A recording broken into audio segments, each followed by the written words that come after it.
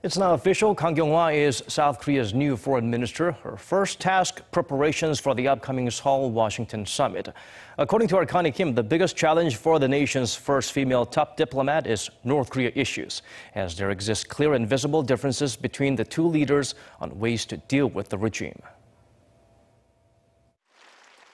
Taking the helm of South Korea's foreign ministry, Minister Kang Kyung-wha vowed in her inaugural speech to act firmly if Pyongyang continues its provocations. We should respond sternly to North Korea's provocations, but bring about North Korea's denuclearization by fully utilizing both sanctions and dialogue. Through this process, we should further develop our Seoul-Washington alliance, the bedrock of our diplomacy and security.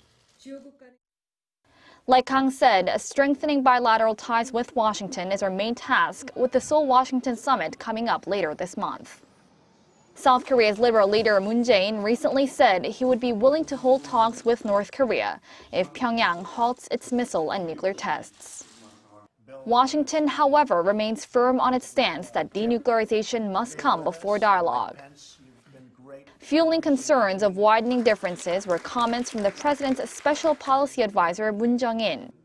He said on his recent trip to Washington that if North Korea halts its nuclear and missile activities, then Seoul could consult with the U.S. about scaling down U.S. strategic assets on the Korean peninsula and the allies' annual joint exercises.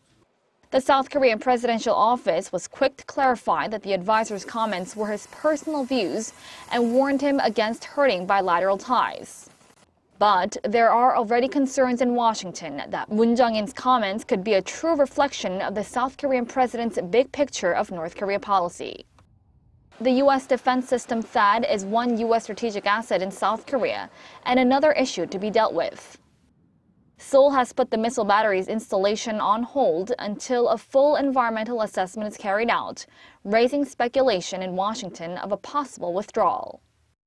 With Moon and Trump's first face-to-face meeting likely to set the tone of bilateral relations, the new foreign minister will have to prove her capabilities as a diplomat in fine-tuning the agenda and coordinating the summit's follow-up. Connie Kim, Arirang News.